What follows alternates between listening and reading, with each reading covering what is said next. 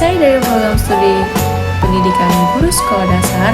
Saya semester 1 di Universitas Merayu. Di sini saya akan membuat tugas dari mata kuliah Perkembangan Belajar Peserta Didik atau yang biasa disingkat dengan PBPD. Dan dosen pengampunya adalah Bapak Iswandi MPD. Di sini saya akan menyampaikan 9 persoalan beserta jawabannya dan juga akan menjelaskan menurut pendapat saya kenapa seorang calon guru pendidikan dasar perlu belajar dan memahami tentang perkembangan serta pertumbuhan belajar peserta didiknya. Dan saya sekaligus akan memberikan contohnya. Baik, kita akan langsung masuk ke soal yang pertama. Apa yang dimaksud dengan perkembangan sosial pada peserta didik? Jawabannya, perkembangan sosial melibatkan kemampuan peserta didik untuk berinteraksi dengan orang lain, membentuk hubungan sosial, dan memahami norma-norma sosial.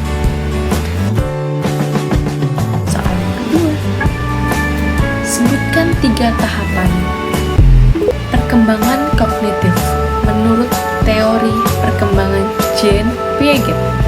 Jawabannya, yang pertama ada tahap sensorimotor, dan yang kedua ada tahap praoperasional, dan yang ketiga ada tahap operasional konkret. Baik, kita lanjut ke soal yang ketiga.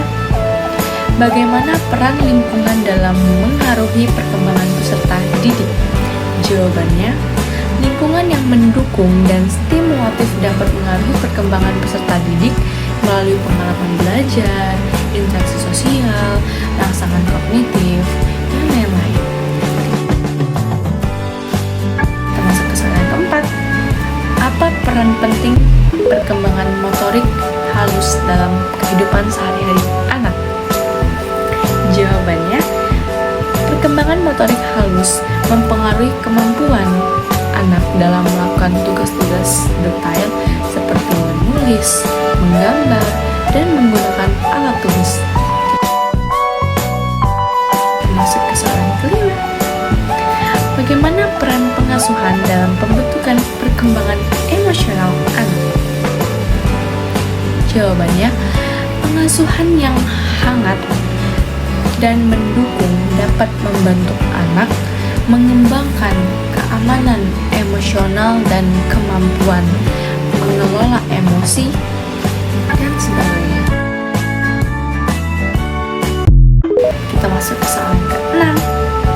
Apa dampak positif interaksi sosial terhadap perkembangan sosial peserta didik? Jawabannya, interaksi sosial yang positif dapat meningkatkan kemampuan berkomunikasi, membangun keterampilan sosial, dan membentuk hubungan yang sehat dengan orang lain. Baik, kita masuk ke soal yang ke-7. Sebutkan faktor-faktor yang mempengaruhi pertumbuhan dan perkembangan peserta didik. Jawabannya adalah ada faktor genetik, nutrisi, lingkungan sosial, simulasi kognitif, dan kesehatan secara keseluruhan dapat mengaruhi pertumbuhan pada perkembangan peserta didik. Baik, kita masuk ke soal ke-8. Apa perbedaan antara pertumbuhan dan perkembangan peserta didik? Jawabannya, pertumbuhan ialah perubahan fisik yang terjadi pada tubuh, seperti kenaikan tinggi badan, sedangkan perkembangan melibatkan perubahan dalam aspek psikologis dan sosial, seperti perkembangan kognitif dan emosional. Baik, soal yang terakhir yaitu soal yang ke-9. Bagaimana peran pendidikan dalam mendukung pertumbuhan dan perkembangan anak? Jawabannya adalah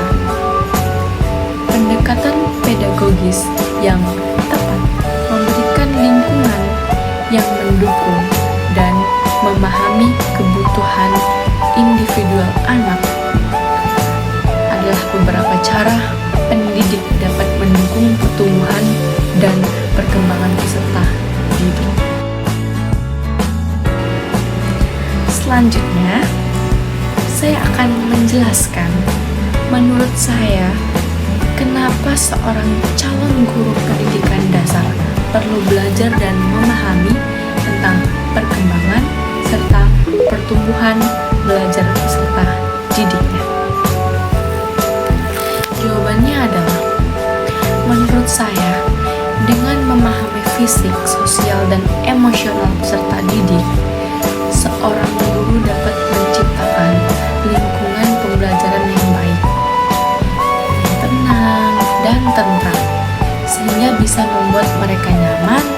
Sebagai contohnya, karena pemahaman tersebut membantu dan merancang pengajaran yang sesuai dengan tingkat perkembangan pada anak-anak, dan kita bisa memberikan dukungan dalam proses belajar mereka. Baiklah, selesai sudah tugas saya dengan dosen pengampu Bapak Iswandi MPD. Atas tugas yang sudah saya buat, apabila terdapat kalimat yang salah, kurang lebihnya saya mohon maaf kepada Bapak. Saya akhiri. Wabillahi taufiq wal hidayah. Wassalamualaikum